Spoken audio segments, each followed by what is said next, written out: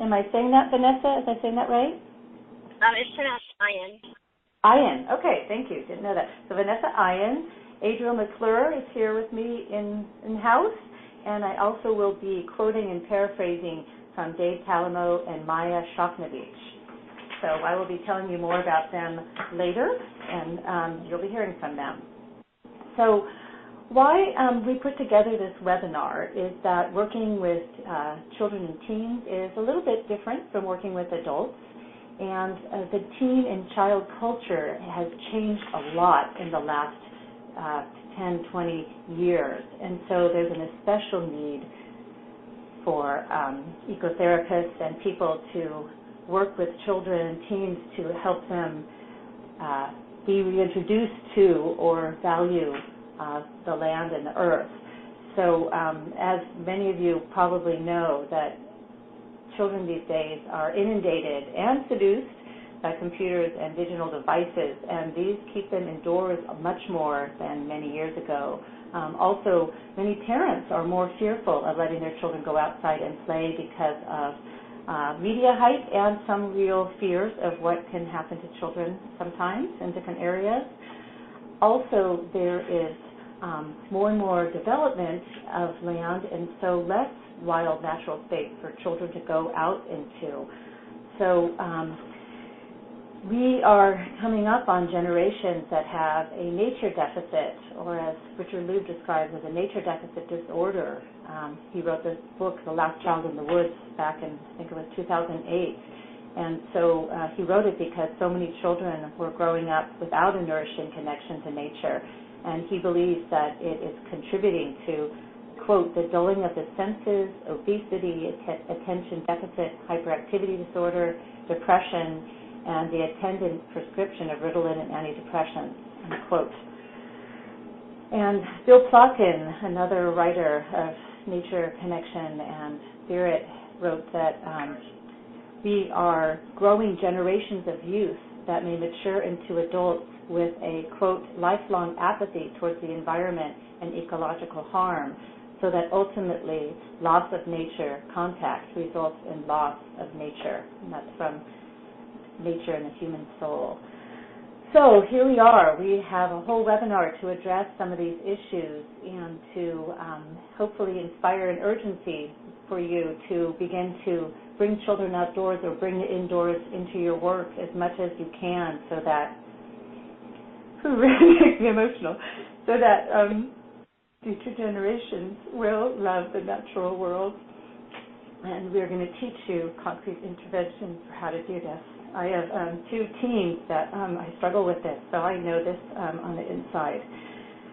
So before we go into the interview part, Adriel and I are going to lead you into a little bit of a meditation, visualization, and kind of mindset, experience set of what it's like to be in grammar school and teen world these days. And I'm actually going to start with something from Richard Lewis in his book Living by Wonder, and he paints a picture of what it used to be a generation or two or three ago, depending on where you are and what your upbringing was. And so perhaps you can take a breath, close your eyes, and think into what these words are and let them help you kind of feel into this world. And this first reading is from the world of a child from 4 or 5 to tween. In our grasshopper and salamander days, who among us didn't ask why the grasshopper could jump so far, or why the salamander had black dots on its orange body? We trampled leaves with our feet just to hear what kind of sounds leaves made. We threw flat stones over the surface of streams to see how far the stones could skip. We listened to crickets cry in nights far beyond our grasp of what the darkness was. We slept only to wake with a strange sense of how we could be awake when we had only just been sleeping. In those days, we knew as much as we had to know in order to ask what we didn't know. Our ignorance wasn't just innocence, but the foundation from which we offered ourselves, the daily surprise of discovering another question, another way to uncover something mysterious, something we hadn't understood yesterday. We lived by wonder, for by wondering we were able to multiply a growing consciousness of being alive.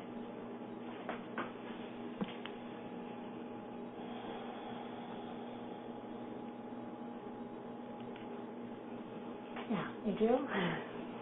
So Adriel's going to take you into the middle school teen life.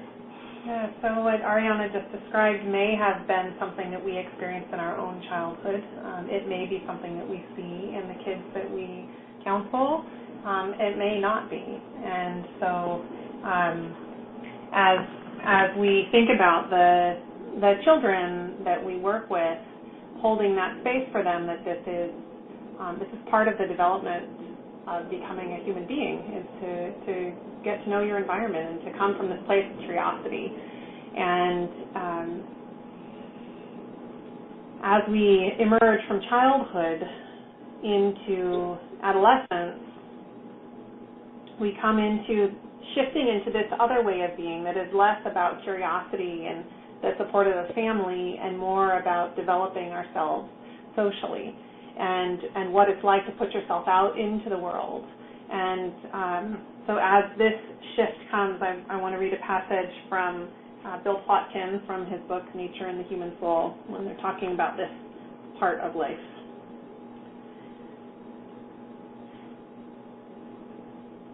There's an urgency to make something of oneself, to plunge into the social world, to fire up new varieties of relationships, to leap into love and heroic adventures, to take on risky and unfamiliar responsibilities, to choose a direction in life, to seek a mate or a lover, to develop a style, a flair, a name, a gig, a special talent, a distinctive personality. Very different from the small child, right?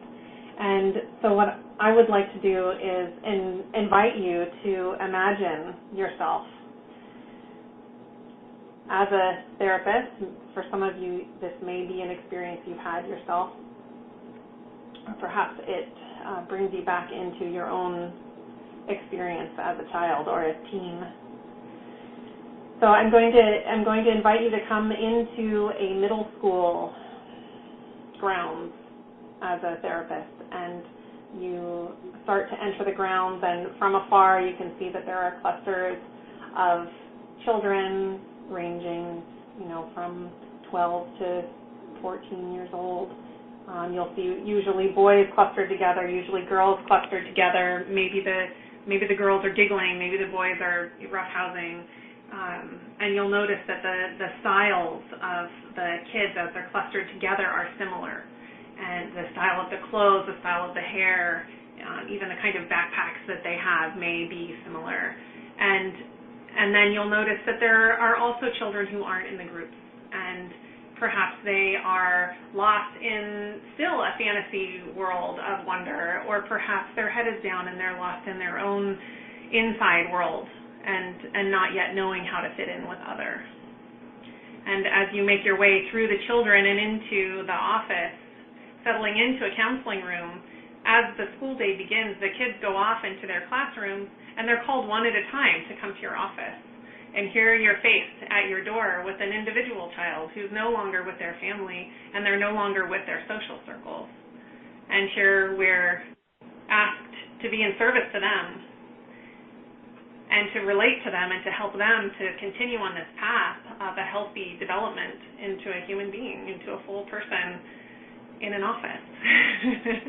And perhaps they haven't yet experienced what it's like to be curious in nature. Perhaps they haven't had the opportunity to be outdoors. And often what we're given is the tools within the class or within the office setting. And some of the things that we're going to talk about today will be real, tangible examples of what you can use that are often available to you, even if they aren't offered in the school environment. And we'll talk about, for kids, for tweens, for teens, lots of great examples. Mm-hmm. Yeah. Thank you, Adriel.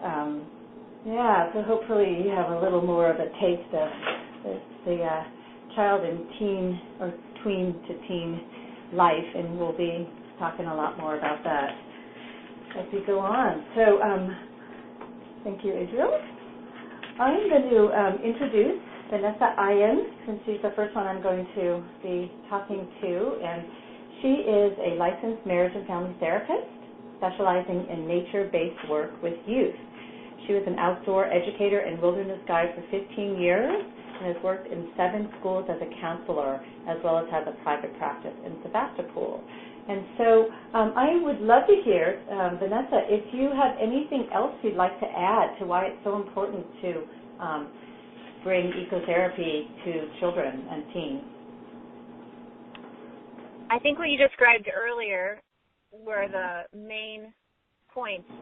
And then what I can add to that is that on a personal level, children, in my own experience, that children, they open up more in the natural world, and they feel more, a lot of times more free to go into their imaginary state and role play and do things that are so helpful to get insight into their psyches and their world and their emotional realm.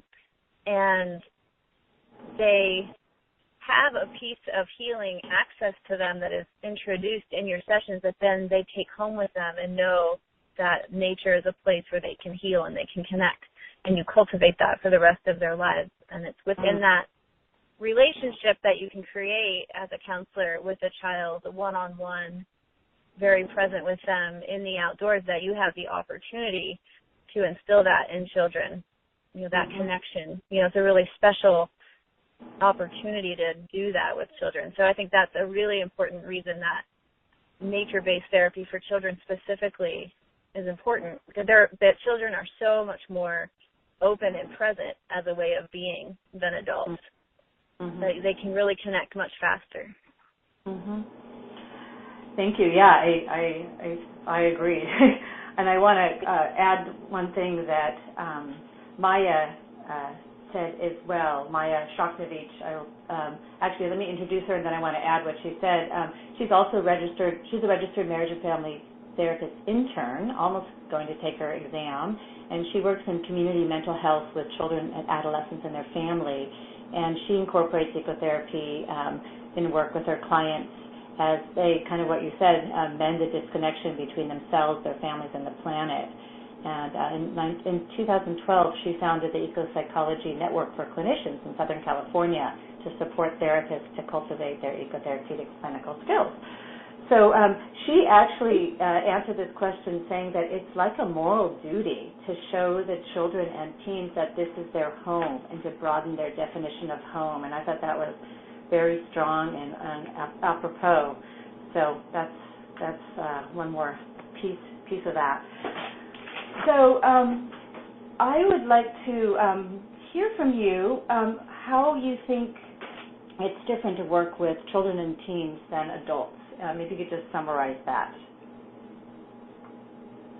Vanessa. Working with children, they, as I mentioned, are a very present moment. So it's so different than adults. They don't have the verbal processing skills developed yet to talk about their lives and their problems in story form the way adults do and analyze it. And talk therapy is not that effective until they reach their teen years. And so really the most powerful way to do therapy is through play. And that's the main difference. Working with kids is about using play in the outdoors or in an office and watching what they do, mirroring back to them what you see so they feel seen and they feel heard, and you're more a witness to them and they feel in that witnessing a connection to you, and then we'll start to act out what's happening for them in their play. Thank you. Yeah, I really love that you said that until they're teens, talk is not the way to go. So, there's. I just want to name. This is such a rich field to talk about, and I'm going to need to move along a little bit faster than I would like to, but so that we can cover what we hope to cover here. So I'm going to switch on to the next question and slide here. I know you do outdoor education as well as clinical ecotherapy, and it would be great to hear what are the differences with these? In outdoor education, it's more directed towards experiences that are for them to really learn about the environment in a more educational aspect, and so you're still letting them wonder and explore. But as the educator, you're looking more that they connect and learn about their environment. As a therapist, it can look similar because they're still outside learning and exploring, but the difference is that when you're out there as an ecotherapist with a child, you're looking at their play in the outdoors to get insight into their emotional and social world. As an educator, you're looking more into how to create an environment where they can learn and connect. And, of course, there's some overlap, but there's a lot of beautiful metaphor that happens that a ecotherapist is trained to see and interpret to get more clarity on how they're relating to their parents, to their family, to their peers. Mm-hmm. Yeah, that's great. It'll be, as we get a little further into clinical interventions, I'm looking forward to hearing about this, but that makes it really clear, the difference between education and clinical. So thank you for that. So the next question I want to ask is, there's many different interventions to use with children and teens and tweens, which I'm going to just say youth for the ease of saying it. So before I invite you to offer your ideas, I want to read a bunch of those that Maya told me about. And so she said that sometimes she just simply takes the child out to the park and they sit on a blanket and just take in what's around them. Because a lot of the children that she works with are from low-income families that are in areas that it's not really safe to go out in the park very much. And so this is something she offers to them that they can't get on their own. With children that are, tweens who are 9 up until the teen years, she invites them to journal about their thoughts and feelings. And she also invites the children and some of the teens to collect nature pieces from outdoors, sticks and leaves and such, and they use it in art projects, or they might draw what they see outside. Sometimes they tell a story about it. She also said that every once in a while something very surprising happens that fits really beautifully with what is going on with the child. She said once a baby squirrel fell out of the tree, and she was with a client with an absent parent, and so they talked a lot about how that was mirroring the child's life, and they worked with that. So, part of it is just kind of being creative in the moment, as I'm sure you are. We all have to be. We don't know exactly what's going to happen outdoors. Maya also does a meditative walk, helping children open up the senses. She also asks them to find a place that they like, that speaks to them, so that they can then, talk more about what speaks to them. And yeah, those are a bunch of her ideas. Let's see. Do you want to add some that you like, or that are in addition to those, Vanessa?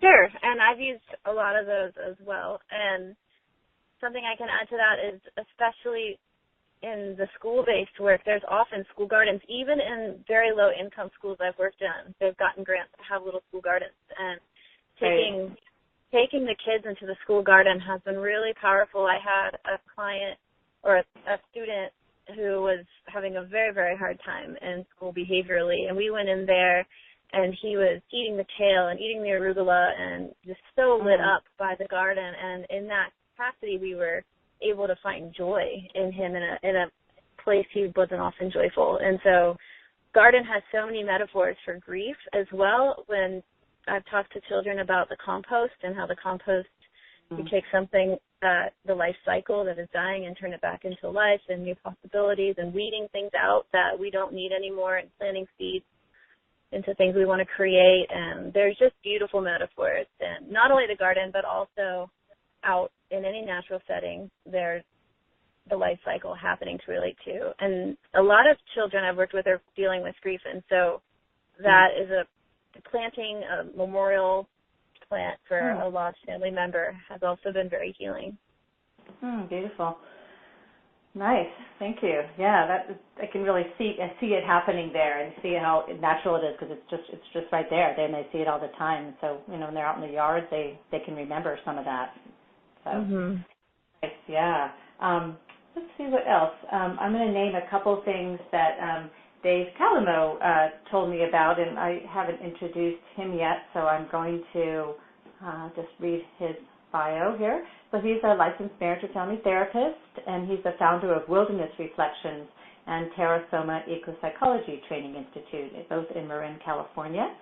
And he is a pioneer in the field of ecotherapy, as I assume you are too, Vanessa. I think we all are in a certain way. It's still pretty new.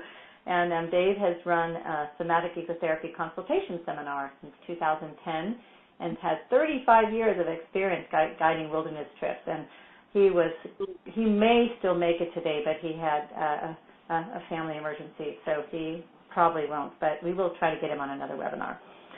So, just one other thing. So people who are listening in, the last slide that I'll put up has all the ways to contact each of these people that you'll hear about. So Dave talked about, let's see, where is it? Dave does a lot of work with teens, and he said one of the things he does with them is sends them out to wherever they are, and they're looking for like one thing to smell, 2 textures they like, 3 sounds they like, one sound they can barely hear, one sound they can hear real easily, and things like that. Or you can switch around any of those things, one thing to touch, one to feel, 2 things to hear, blah, blah, blah. So that's one thing. Sometimes he does games where he invites the groups of children or teens to move very, very quietly over the land, which brings a whole different kind of awareness of themselves moving through the space. Sometimes he asks them to find where they would hide if they're a particular animal and kind of get into more of that after they do that. And also, similar to what you're saying, is he finds places that they can observe and then works with the metaphors from what they're observing. So, anything else anyone want to add? Adriel, do you have anything to add? Any other thing right now? Okay, that's a lot of interventions. There's more out there. Let's go on and see what's next. Okay, let's see. Here's a question I asked Dave, Vanessa, and maybe you have something to add as well. I asked him, when some of the children he works with aren't very connected to nature, what does he do, or how does he help them connect? And he said he uses a lot of the same interventions, but he'll move slower with them, or he'll start in a less wild space so that it feels a little easier for them to feel comfortable there. And he also tries to find a space that's easier for them to visually inspect. And I assume, not deep in the woods, somewhere that there's just a lot more apparent what is there and what's not there. And let's see what else. That's about what I got from him. Do you have any other tips of how to work with kids that are not comfortable to start with outside? I completely agree with Dave. I use the same tactic. I think with young children, it's important to make sure that you're checking in with them about their comfort level and keeping them close to things that they're comfortable with. In the nature environment, make sure they have things around them that they're comfortable with as well. And I think with children, it's easier even when children don't have a lot of experience. My experience has been that when given the opportunity in the relationship with a trusted adult, it's pretty easy to get them connected to non-scary wild spaces. There can be a scariness about the deep wilderness where they don't see anything human-made, but in the context of a park near a playground, it's easy for them to connect with the tree or the caterpillars or something within the near urban context. Yeah, thanks. That's great. That's great to hear, and that's hopeful. Maya also said that, all the children that she works with, most of them don't have a lot of experience or time outside, but they all crave it subconsciously. They want to go to the park, and she said in 2 years there's only been 2 clients that were very connected. So all of her clients are not very connected, and she takes a lot of them outdoors. So it's great. It's great news. So let's see. Let's move on to talk about, sometimes when it's raining or it's too cold or for whatever reason people are not able to take children outside. There's a lot of different therapists that, the agency hasn't been willing to let them do it yet, or there's all different reasons of why it might not be able to happen. So I want to tell a little bit about and then hear from you what you do in your office to help children feel like they have a sense of nature around them. And first I'm going to talk about what Maya told me. I was actually super impressed. It sounds like she has a living jungle inside her office. And she said that a young client said, there's a lot of green up in here. And so it sounds like the children that come to her are really impressed with all of what's there. So she has giant plants and flowers. She has artwork of trees. She has a lot of earthy tones and vibrant colors. She also has a salt lamp, which she says purifies the air, which I don't really know much about, but it sounded good. And she also has an essential oil diffuser, which smells good. And the kids like these. And she says a lot of the kids want to bring this into their bedroom or their homes. So it's a wonderful introduction, which then could influence the family. There's also windows that she has, and sometimes they can hear the birds. And so that's kind of a start from what she does. Do you have anything else in your office that kids like, or that you can add to that? Yeah, I'm excited to share this because it's been fun to develop it over the years. Things that I've added have come from my outdoor education background, and that is getting more in touch with nature crafts and handling objects from nature inside. So I'll just give a quick example.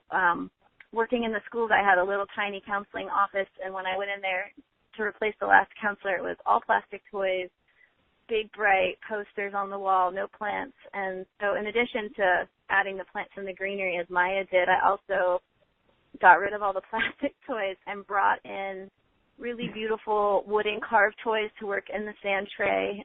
So they're handling natural material. And then I have beautiful baskets on wood shelves that each basket has a different nature craft. One of my favorite is making cordage, making rope out of plants, and I have all these fibers that I teach the kids how to do a double twist to make rope, and it's really soothing hand motion. That's really good for ADHD or any child that needs to be moving. Most children have to be moving, and so they can be doing that in the office while we're playing or talking, and also wool from sheep that we can card, we can clean, or you can play with it in your hands. And teaching kids, older kids how to knit is really soothing for them, and having a basket full of knitting materials. And then I have a basket full of rocks that are beautiful, a basket full of seashells, and a big area full of sticks that kids love to look at and play with and hold and build little, build things with their sticks on the floor. So I try to bring nature in and show them. Sounds like you accomplished that. Yeah, it sounds amazing. To your office. I hope you can send me a picture. I can send it out to my people. So what you're bringing in is really interesting in that these skills that you're kind of teaching, the wool and the cording and the knitting, they're actually a therapeutic tool, but they're also an educational tool. It's kind of interesting. Yeah? Correct? Yes, that is correct. Yeah, and I love that. Go ahead. I was going to say it's nice to have an experience with kids that your play can also be connected to the environment and also be useful at the same time. Nice. I like that. Yeah, that's kind of gone out of fashion, right? Right. Things are not useful, and they're not connected to nature for the most part. So beautiful. Thank you. I'm going to see. Hang on a second. Adriel, go ahead. Say what you want to say. Something that I enjoy doing that hasn't been named yet is bringing in the element of animals with kids through movement. So either having a picture of an animal or asking them to call up an animal mind, and then you can act like that animal, or you can do yoga poses that are like that animal, or bringing in therapeutic games or things that you can do with them really being able to be this animal part of themselves. Right? So they're fully engaged in their body and in their creativity and in their relationship with you. Yeah. Thank you. Great. I'm glad you added that. Yeah, and also some people I know bring in animal cards for the kids to pick or to decide which one they like and stuff. Yeah, this is great. There's so many ideas here. Wonderful. So let's see. Let's move on to how you actually practice the ecotherapy in your office, because you have all these good things. You've already named a bunch of things. I'm going to say a couple of things that other people have told me. So Dave said that sometimes he has teens that, go off onto the land on their own, and they come back, and then he works with the metaphors and the feelings and the insights and such that they've had from their time away. And that's one of the ways that he does the work indoors. Let's see.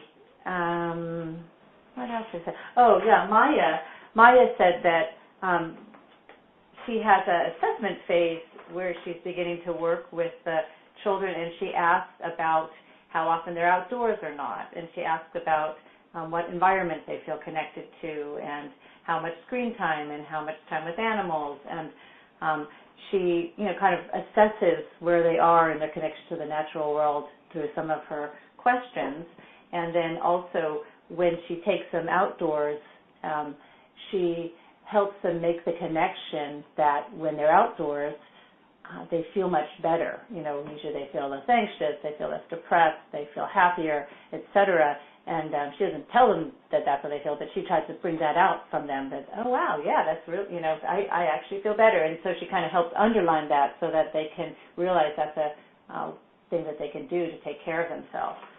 So anything else you want to add around how you do work in the office, bringing this ecotherapy kinds of principles in? Vanessa? I think I do a lot of similar work to Maya, in addition to the things I described of working with the hands and working with natural materials within the office. When doing those repetitive hand motions with natural materials, a lot of times that comforts kids and relaxes them, so that if they do have anything they want to talk about, it's usually more easily expressed.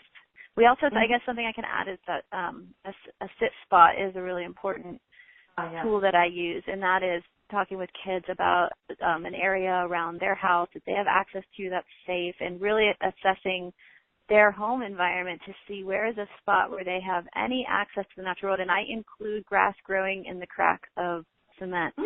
If that's what they have, that is enough. That is green. That's where an ant can live. And so I really emphasize that this is not for kids who live on 5 acres of private land. This is for everybody, and we find the sit spot for them that they feel like the most comfortable, and we talk about going there every day for a little bit and making that your special spot and checking out what's happening there, and then we can talk about that in session, what's going on in their sit spot. Wow, that's great. That's really nice. I haven't heard that for kids, but I love it. And a lot of people work in the city, and a lot of kids live in apartments, and so it's wonderful that you're, making any part of nature, even in the cracks, be valid, because that part will be different at different times of the year and such. So that's great. Let's see. I think we're going to switch into some practical questions of how you do the work, how you set it up for working with kids outside. So let me see where my slide is. So you had, let's see, I think I'm going to say a couple of that Dave has said first, and then I'll ask some more from you, and we'll see what else to fill in. So when I asked this question to Dave, he said that one of the things he thinks about a lot when taking children or tweens or teens outside is that if they have impulse control issues. And it seems like he works with a lot of boys.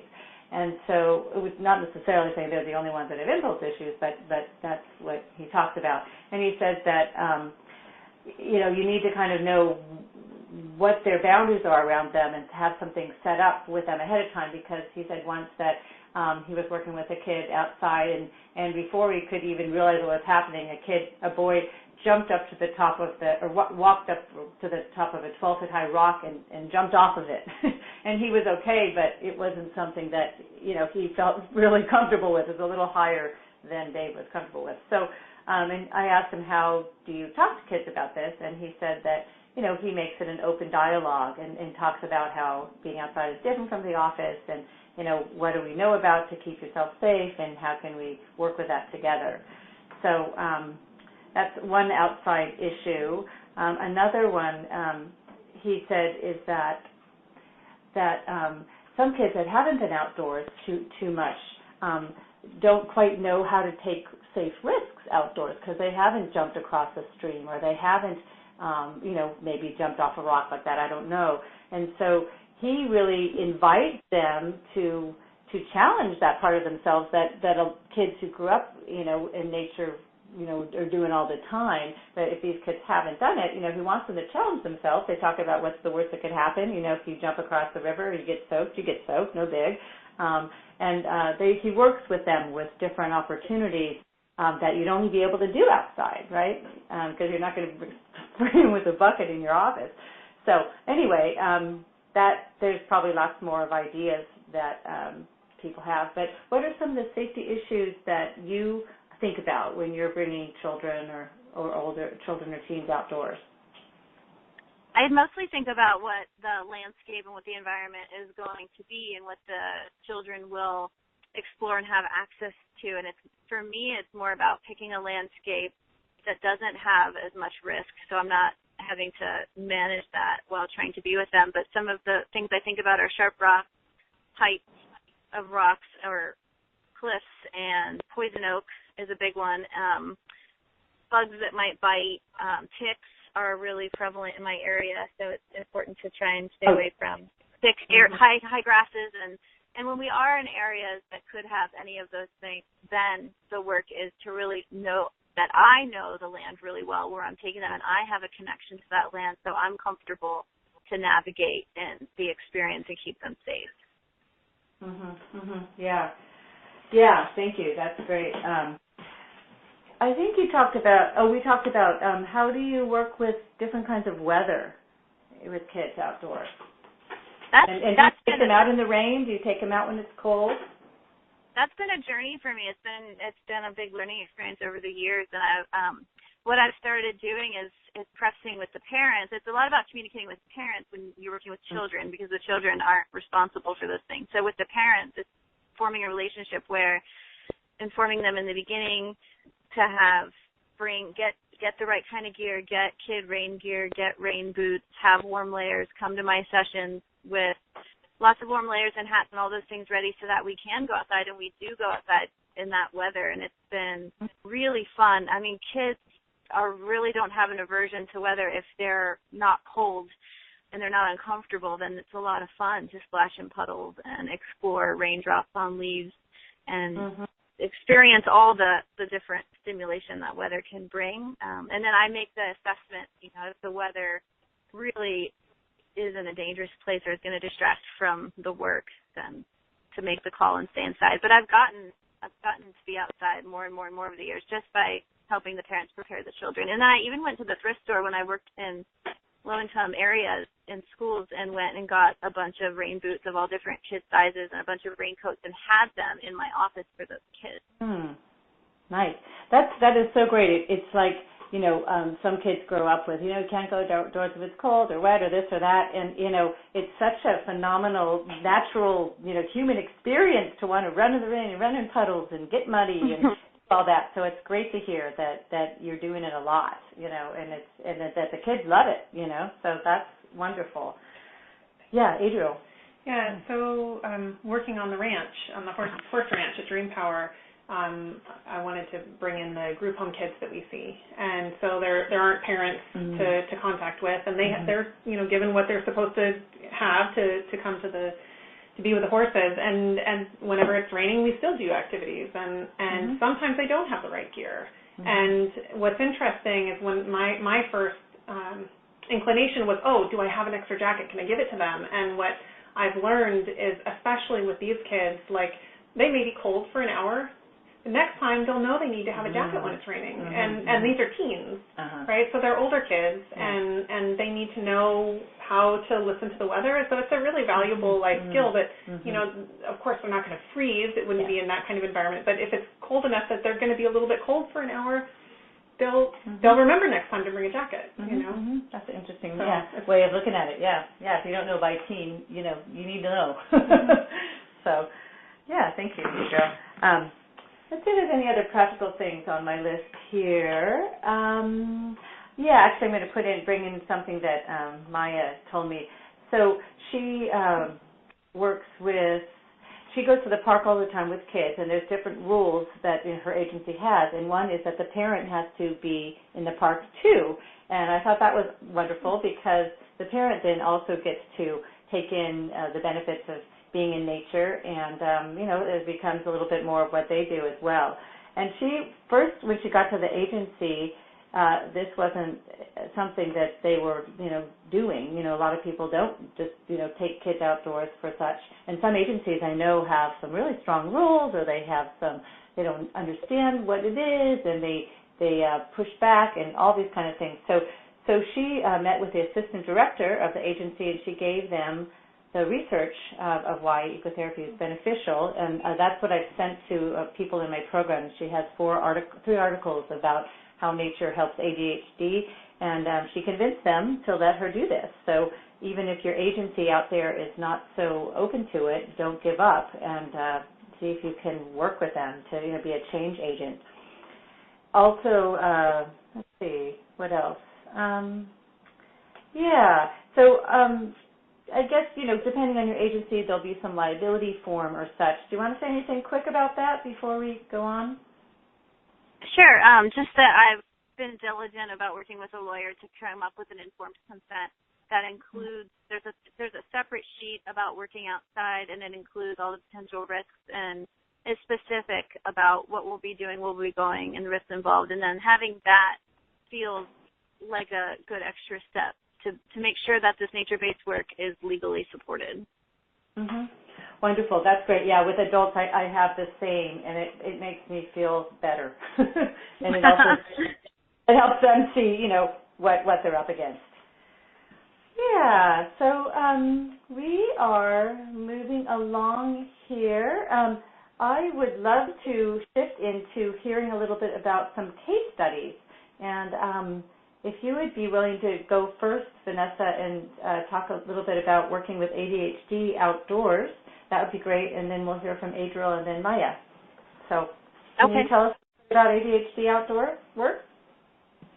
I think it's a perfect fit. Kids that have been labeled ADHD have a lot of energy. They're really active, and they have the hardest time in school. That's where they get the label, and that's where they usually get referred to counseling. And so in school, they're sitting 8 hours, sometimes 6 hours a day. And so the best thing about being outside is movement, that there's space for them to move. They don't need to sit.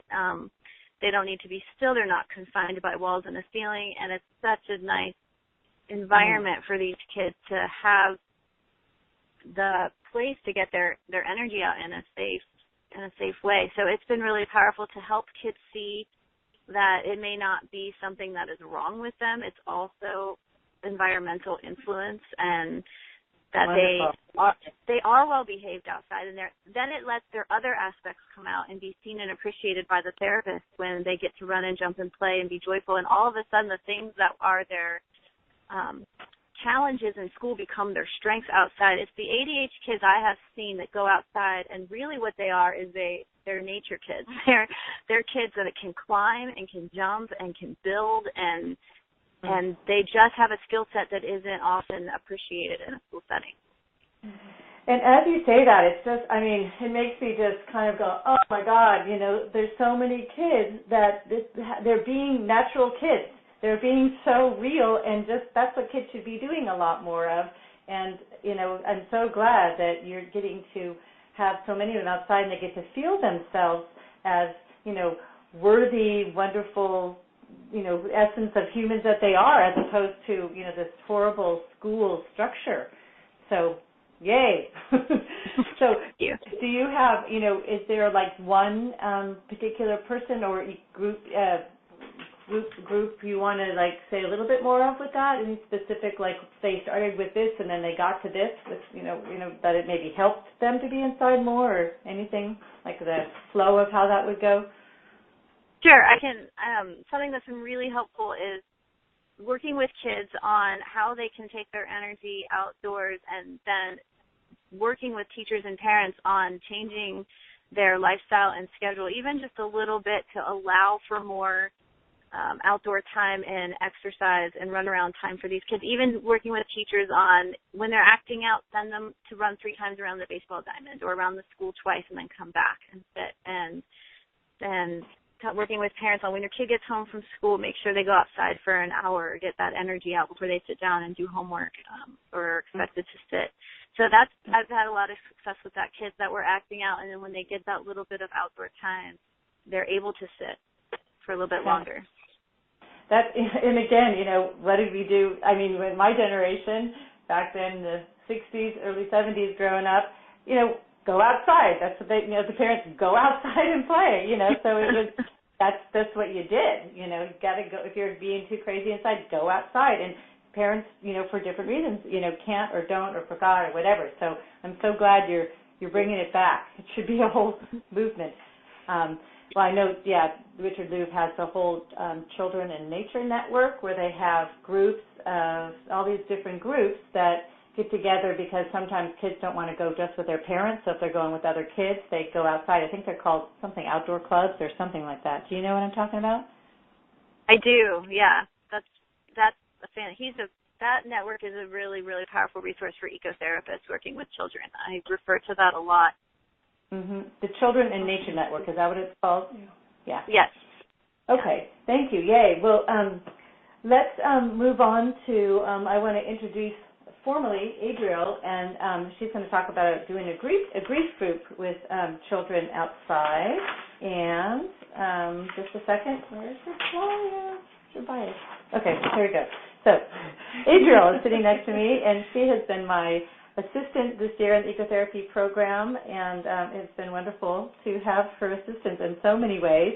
And right now she's an MST intern who has worked with at-risk youth and their families in her practicum, and she's also volunteered for 5 years at Dream Power Horsemanship, which is an equine therapy program.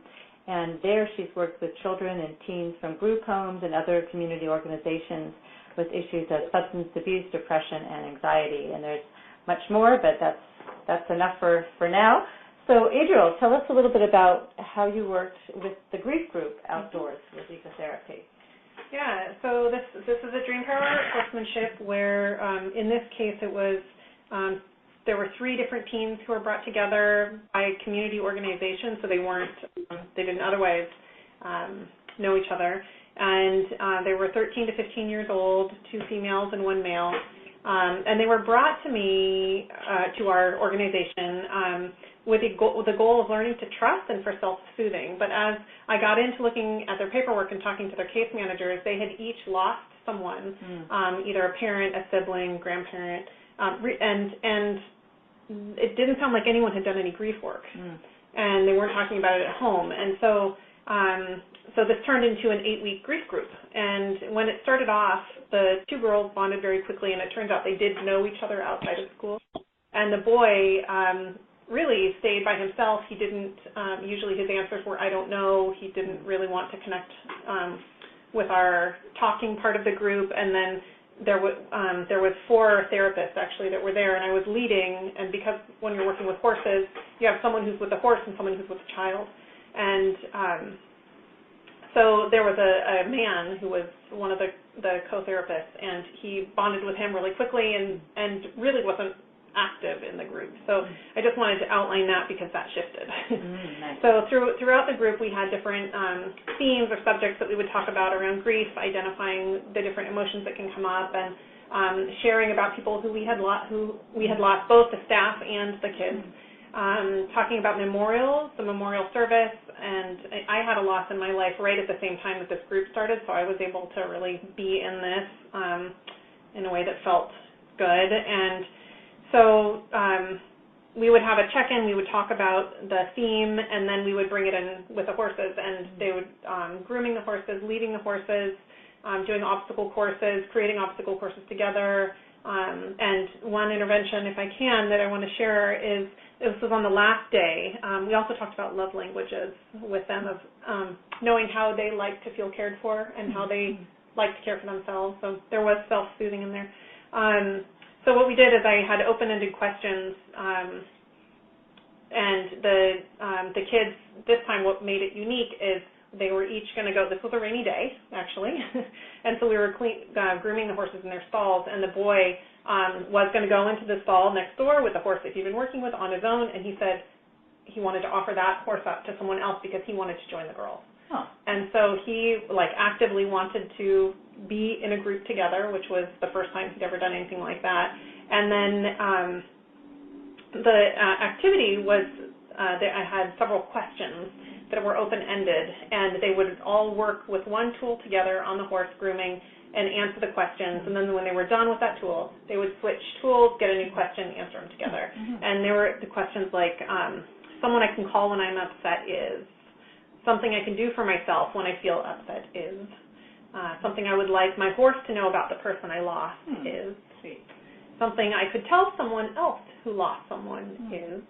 And the kids actually answered these questions, and the boy was leading often and really participating. And at the end of that day, they all wanted to have a picture taken of themselves as a group. It really transformed, and he was sharing emotions and sharing feelings, and they all really bonded as a group, and it felt like a successful therapeutic experience. This is something that just happened this last spring. Nice. So what I'm hearing is that the ecotherapeutic part was that most of these activities were within the whole relationship of the horse and each other. So, right. So all the grooming and all that kind of helped open up their sharing. Exactly, yeah, and they each, this is over 8 weeks, so they each had established a relationship with the horse, and really a skill set of how to care for the horse. And we had talked about how the horse is, what's the horse's love language?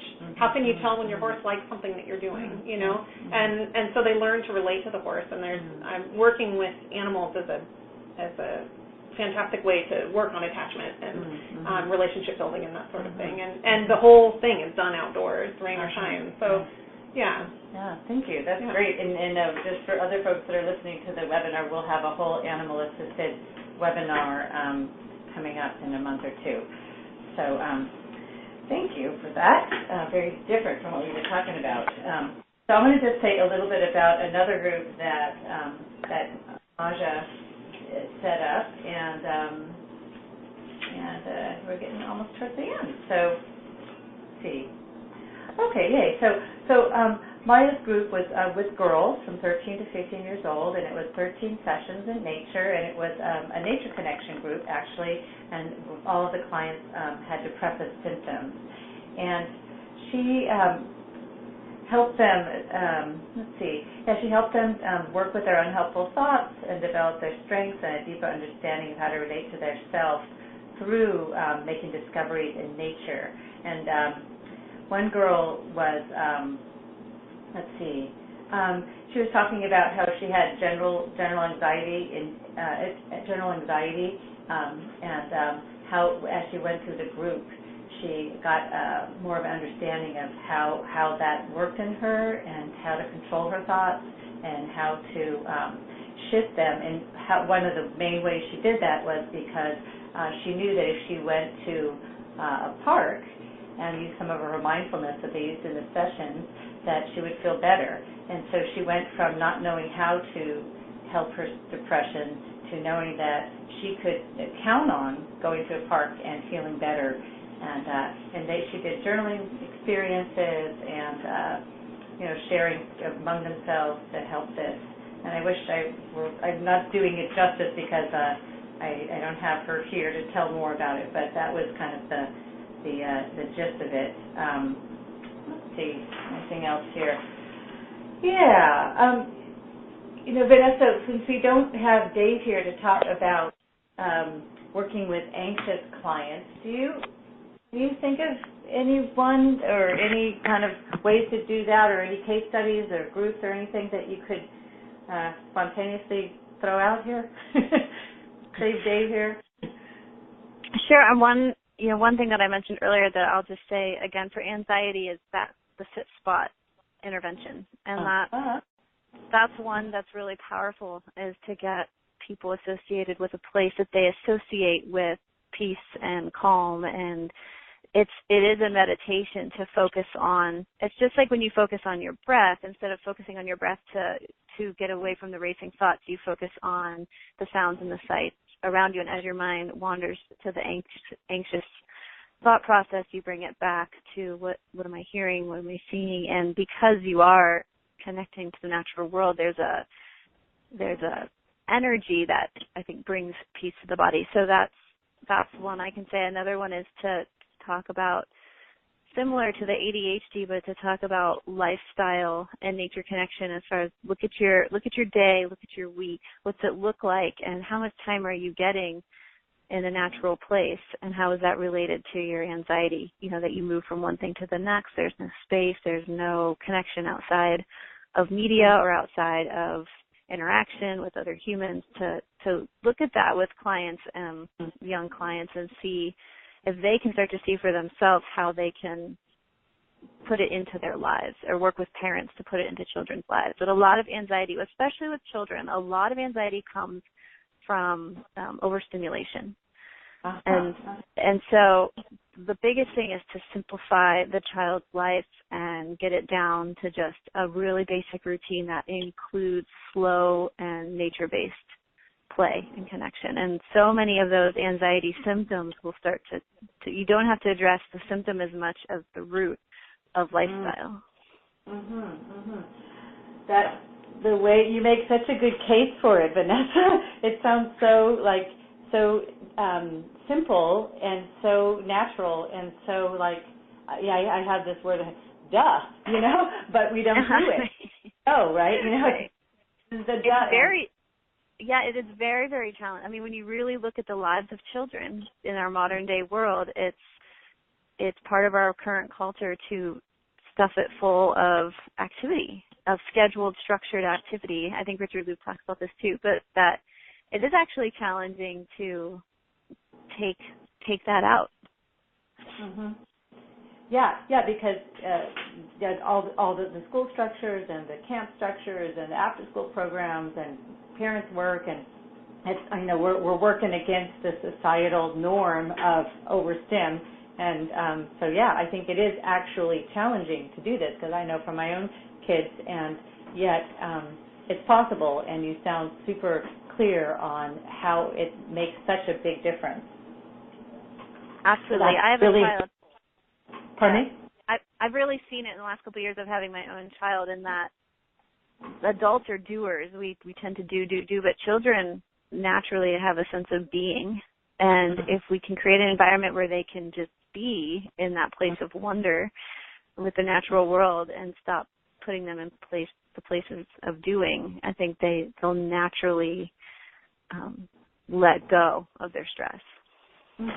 Yeah, I think that's true, and I think that earlier that's woven into the lifestyle, the better, because getting to be minor, just turned teen, and it's harder to do that. So if you can get them started earlier, I think that's more better prognosis. So yeah, we are actually at the end here, and this has been great. I am looking forward to hearing how other people are receiving this. But is there any last words you want to say? It's something that we didn't get to talk about yet, or anything that you'd like to say to people listening to this to support them, or? I think the thing I would love to end with is to what you were saying earlier, and that is to be an advocate for ecotherapy and to bring it into places. If you want to be doing it and your heart is there, then we are on the front lines of this movement in the therapeutic world. And it does take an effort to explain to people why we have to change the status quo of what therapy looks like and overcome the perceived challenges and risks of being outside with clients, and it's worth it. And I've had success in all of the schools and in my agencies I've worked for in getting them to let me take clients outside, but it took work. And so my last 2 cents would be just to follow your heart and find that strength and know that there's a growing number of us that are making this happen in the world of therapy, and it's an exciting change to make.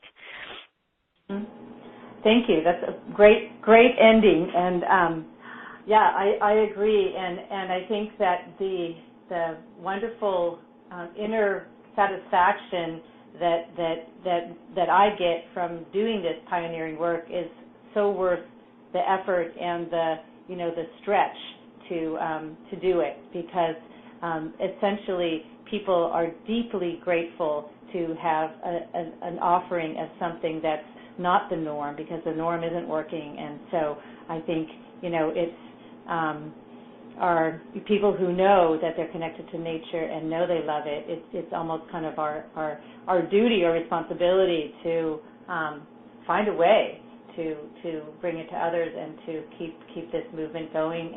And one thing that I encourage anyone listening to this does is that you do need to have other supports, and you do need to have community, and that makes it easier and more satisfying and more abundant, to keep going forward. So I'm not sure if you said that, but I will really support that we need each other in this work, and the more of us that do it, the better. So thank you so much for your time and your inspiration and all the children that you're shifting in your work. And I hope we keep in connection and see what happens in the future. Hopefully in another couple years we won't need to be doing this as much, but it will be more normal.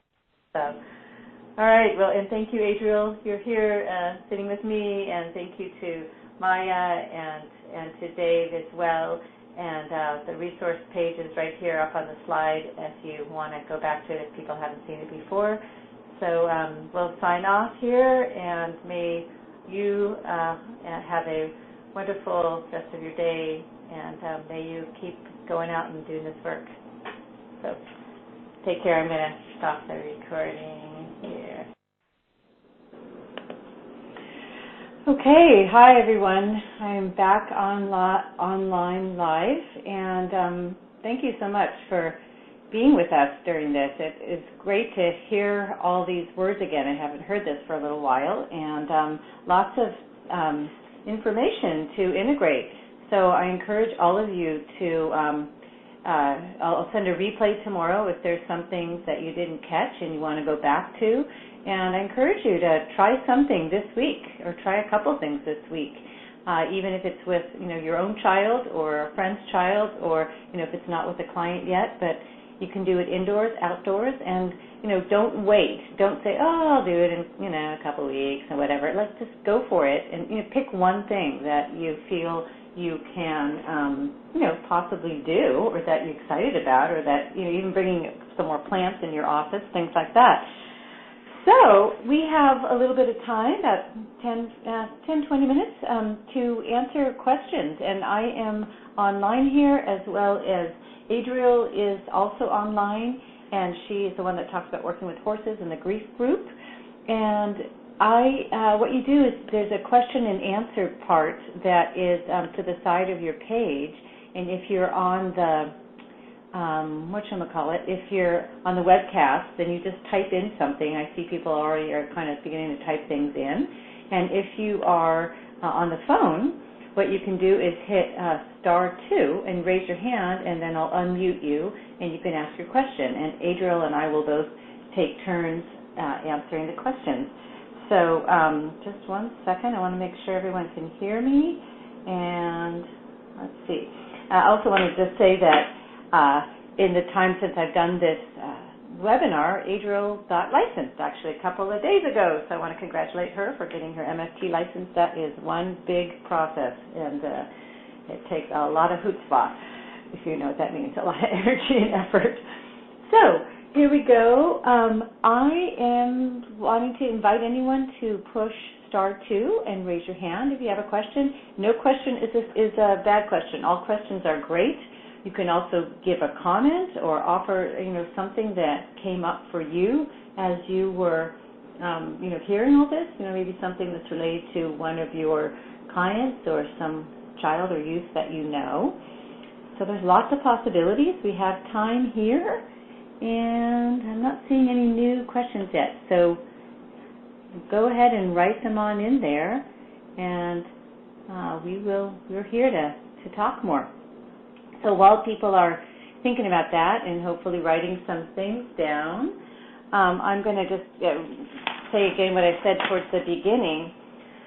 So if you are getting to that place in yourself that feels like, okay, I am ready to, take this more seriously. I really want to kind of be in a process to systematically kind of bring more of my adult or children clients outdoors, or bring more nature in, or I just want to really honor this important field for yourself, and something that, that speaks to you deeply. We have an introduction program that you can do online. It's all the webinars plus readings. We have an interactive online program that you get a certificate from. It's 20 hours of CEUs, and we're going to have those available nationally very soon. And we also have we also have on the land programs. One is in Virginia coming up at the end of July. There's 2 spots left. And also one is, it'll probably be next spring. It's a 100-hour program in Northern California, 3 long weekends. We just are ending, and it was fantastic. Really a beautiful places we were at, wonderful group, lots of energy, and people really moved forward really well. So, also one more thing, if you are interested in an interactive online program, it starts the first week of July, and you save $100 if you sign up Thursday. I also have a partial scholarship or 2, particularly an equity scholarship for folks of populations that are less honored and less supported in our culture. So those are available too. So let's see. I'm going to see if we have any questions. And please don't be shy. Okay. I am not seeing questions yet. So perhaps this is getting a little late and you're tired and it's we're not as inspired, but consider it. So let's see. Anyone want to hit star 2 and raise your hand and talk? We don't know each other. We've never met, most of us. Maybe there's a couple of people that we've talked, but it's great. People really appreciate it. If you have a question, probably several other people would be happy to hear that question and answer. I also just got a message from Adriel, which I agree. If you want to ask a question that I can answer on email, just say that, email only. Okay, so here we go. I finally got a question. Susan, hi, good to hear from you again. Nice to have you out there. So she said that sometimes she's used an every other week structure with her clients, offering the balance of an indoor container and the outdoor nature healing. Can you share if you use some structure like this? Wonderful question. So this goes, I'm going to kind of make it global for children and youth and adults. I think it can be wonderful to have an indoor-outdoor experience, and it kind of happens naturally with my clients because some of them are just exclusively outdoors, and that's what they want, but some of them do really well indoors too, because the container is so much more, there's so much less going on, which is sometimes good, because sometimes it's a more, it's more subtle work, it's more inner work. It can be a little distracting sometimes to be outdoors, and then it's, of course, a little less contained. So particularly in a crisis situation or in a client that has a real lot going on in their life, sometimes it's really nice to have an indoor session once in a while or for a period of time. So, let's see if there's anything else. Adriel, do you want to add anything to that? I'm going to unmute you if you, because I know you see some clients outdoors and indoors. So you're unmuted if you want to say something. Yeah, I've actually had a few clients request that recently, and much for the reasons that you've described, where there's a different energy indoors than there is outdoors. And so it can be a nice balance. Mhm. Yeah. Yeah. And anything more specific that you can say about that? You know, how it's benefited them, or what the nature of the work looks like? So these are with adults, not children. But what they have said is that we can do the work outdoors in all of the wonderful types of interventions that we've talked about. And then indoors, we can process what their more emotional experience has been like, how the outdoor experience has carried over into their week, that sort of thing. Okay, thank you. Let's go with that for now, because I've got a bunch more questions and I want to answer as many as I can. So, Mitzi, hello. I'm glad you got that worked out. You had a tech issue. What's the name of the internet-based environmental support group for teens and kids? Children and Nature Network. Just Google that, and I think it's childrenandnaturenetwork.org. Adriel, do you know if that's what it's called? Maybe you can do a quick web search and just let us know. Yeah, it's Richard Louv, the Children and Nature Network. Okay, yeah. So just it's huge. Look into it. They have a lot of good support there. So thank you for that. Amanda, hi. Nice to have you participating here. So I'm going to, let me read it first. Okay, so I'm just going to read the whole thing. So I'm a proponent for involving family into interventions, as they are important in follow-through with strategies at home. However, sometimes I find that family members or parents can derail the session, removing the focus from the child. Any suggestions on how to minimize this when working outdoors in what may be perceived as an uncontrolled environment? Wonderful question. So, Adriel, I'm going to pass that to you first. Have you had that experience when you've been outdoors, and have you ever worked with families and such? Can you repeat the specific part of the question with the parent? Yeah, any suggestions? Let's see. So the issue is that family members or parents can derail a session outdoors, removing the focus from the child. So any suggestions on how to minimize this when working outdoors? Okay. Yeah. Oh, sorry. Somehow everyone wants to talk to me right now. So I do have experience working with the parent and the child. And what I have found is that often I end up really as a child advocate. That sometimes it ends up that the parent wants to be doing the talking or controlling what is happening with the child. And so bringing in sort of a balance of like helping the child to have a voice and have the focus be on them and the work that you're doing together, and bringing the parent into perhaps more of an observer role or whatever skills it is that you're working on with them. Mm-hmm. Thank you. I'm going to let it go at that, because I do not work with parents and families outdoors. So, and we have a couple other questions that I want to make sure we get to. And so, Amanda, if you want to talk more about that, we can possibly talk in our group. Well, I'll be seeing you in another setting. So let's do that. Okay, so let's see. Brent asked, what kind of eco-based somatic work do you do with clients? So this is, yes, that is a very, very long topic, because that's mostly what I do. So that's like 7 webinars worth. So let me think. Okay, I'll give you a couple of examples. So I mostly work with adults and sometimes young adults, but pretty much mostly with adults. That's why I had so many experts coming in on this webinar. So what I do, in the beginning, working with an individual adult, I do different interventions to help them arrive outdoors.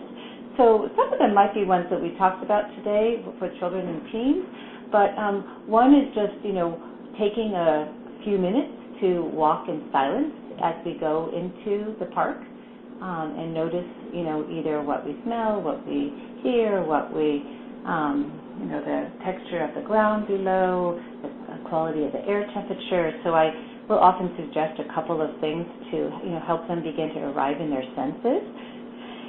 And sometimes I invite them to, touch things, smell things, such like that. I do a lot, like even more of that when I work with groups, because with the individual client, the somatic work, the ecosomatic work comes out of whatever their issue is. But let's see, when I'm in the middle of a session, for example, this happens often because I work in the forest, so there's lots of trees there. I will often suggest or check in with them if they want to feel the support of the tree either behind their back, they want to push against it. Sometimes they're moving like a tree, goes with some kind of quality they're working on. If there's water there, we may feel the fluidity in our body. We may do some kind of grief ritual with letting go into the water using, leaves or stones or such. So those are a couple of ideas. I have so many. So if you want to talk more, shoot me an email and let me know, and maybe we can set up a conversation. If there's a particular client or particular group, I'm happy to brainstorm with you. And that goes for everybody. If any of you would like to set up a conversation, phone call or Skype or something, I am willing to figure that out with you and, spend a little time with you. And I'm also obviously happy to talk about programs if you have any interest. So, yeah. Okay, let's see. We have a couple more minutes and a couple more questions. Let's see. So, Mitzi said, do you have any suggestions to get a reluctant teen to go outside? You're talking to my challenge. So, I'll tell you some that I've used with my teens, and I have other ideas as well. And I'll see if Adriel has some ideas. And then, Adriel, I'm sorry, I'll go back to the ecosomatic one after this. So I tell my boys, my twin 15-year-old boys, that they have trouble sleeping, as many teens do, that if they get outside, take off their shoes, put their feet on the ground, and do some of their homework reading or regular reading outdoors, that's going to help their nervous system calm down, and it will help them actually sleep better. So one of the two of them does that regularly, which is awesome. So it was enough to help him do it because he's really desperate to get better sleep. So that's one thing. Another thing is figuring out what they might like outdoors. Like my kids love the ocean, so it takes, it's not easy to get to the ocean, but when they get to the ocean, they just turn into wild boys. Just like something beyond anything I've ever seen any other location. So if you know what kind of place your teen likes or is interested in, that could be helpful. Some very wild place to go camping, or what else?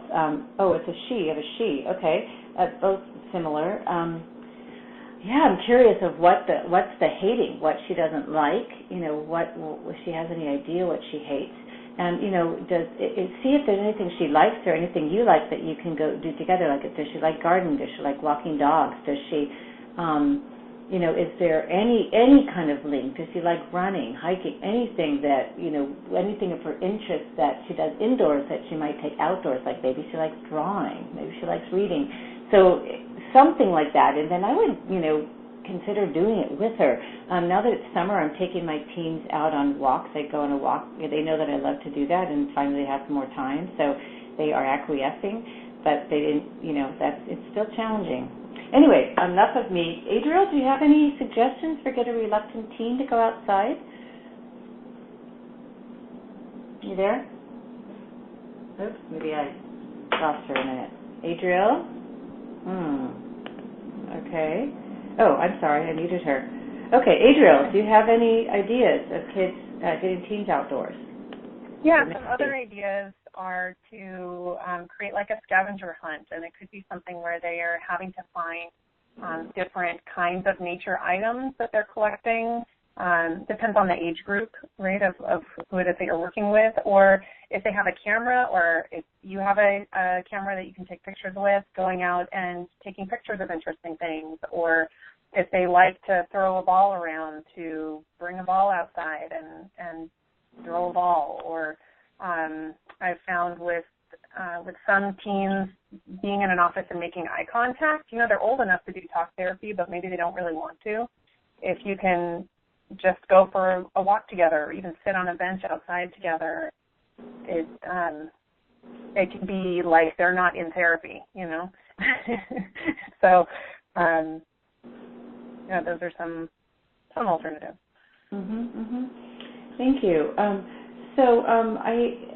Do you want to say anything that you do that's somatic outside, since you trained with me, so you probably do some somatic things too, to answer?